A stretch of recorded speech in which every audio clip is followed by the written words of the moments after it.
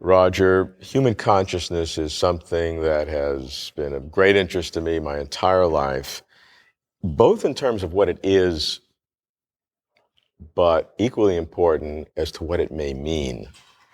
Is there some purpose to human consciousness? And so in order to answer that question, we have to explore what is human consciousness first. You are a psychiatrist, brain scientist, have explored the traditional religions and practices. How do you begin to look at the question of human consciousness? I start to approach the question of consciousness from as many perspectives as possible. My assumption is that each discipline, from evolutionary theory to biology to neuroscience to cultural studies to spiritual studies, has something to contribute, something valuable to tell us. The challenge of our time is, with all these new disciplines, how do we put all this information together? How do we understand what consciousness is? And the question is, of course, what is it for? Why? And not surprisingly, each discipline gives us a different answer. And the evolutionary theorists, of course, tell us that consciousness, well, actually, even the evolutionary theorists have different ideas. Some say it's just an accidental byproduct that had happened along the way, and here we are, and it was a nice, enjoyable accident. Well, let's enjoy the ride. Others say that it's essential for survival. This is part of our nature as survival machines. Consciousness is a very fancy, baroque way DNA has of replicating itself. Neuroscientists would say that consciousness is a byproduct of the brain, and that may be all it is. On the other hand, cultural studies people would say that consciousness is a product of the culture we're brought up in. So each of these perspectives offers us something. Now the question, what is it for, though? We're left as individuals with a pressing question. What is, in our lives, since we've been given this extraordinary gift of being conscious beings, what do we do with it? What is it really for? Well, one classic answer that also probably resonates for each of us is, okay, we're conscious. Well, maybe one function of consciousness and purpose is to be as conscious as possible. Maybe one of consciousness' tasks is to understand itself.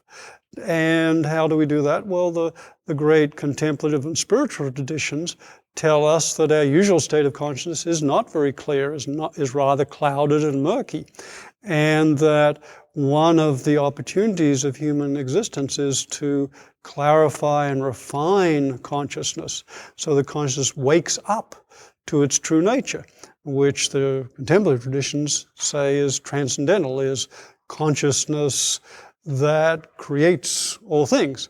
Now that's one extreme answer. That still leaves us as individuals with a very interesting question, and that is, what do we do with this consciousness? And there, of course, we're getting into a question of what's the purpose of life? What is most valuable? We're back to one of the great questions of human existence. But do we see the meditative traditions offering a means to an end or an end in themselves? Well, the meditative traditions offer a set of practices which cultivate both particular qualities, such as awareness, clarity, consciousness, emotions such as love and compassion, and also a goal of the awakening of consciousness, which is described as a recognition of our true nature, and that is variously known as enlightenment or liberation or salvation or satori, different names, but pointing to the farther reaches of our individual development, and it is said to the awakening of consciousness to its true nature. But does that mean that this process is something that we should do because it makes us feel good, or is there some ultimate purpose of consciousness that's built into its very essence? Well, the contemplative traditions tell us that it's a win-win situation, that to the extent we cultivate awareness and the qualities that go with that, qualities of love and compassion and insight and understanding. To that extent, first off, we feel better. Secondly, we grow and develop qualities which we really want and which are part of our deepest nature as human beings.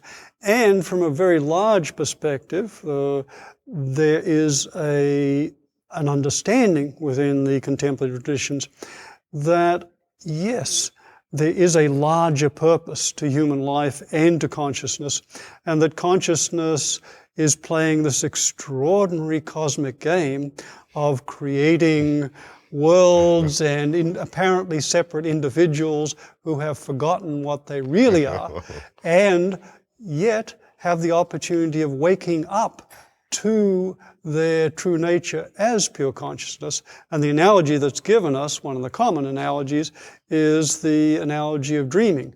That each night we dream, we think we're this little dream body, and yet we have these wonderful adventures or terrible adventures, and yet we wake up and realize, oh, wait a minute, I'm much more than that.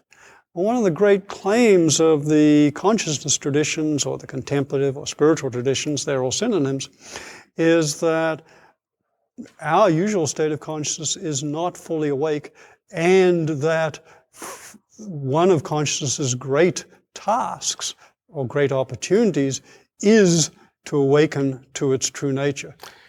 As a scientist, how do you look upon the purpose of human consciousness that the spiritual traditions would espouse? Not the process, which I understand has its values, but the ultimate purpose that is given to us, supposedly.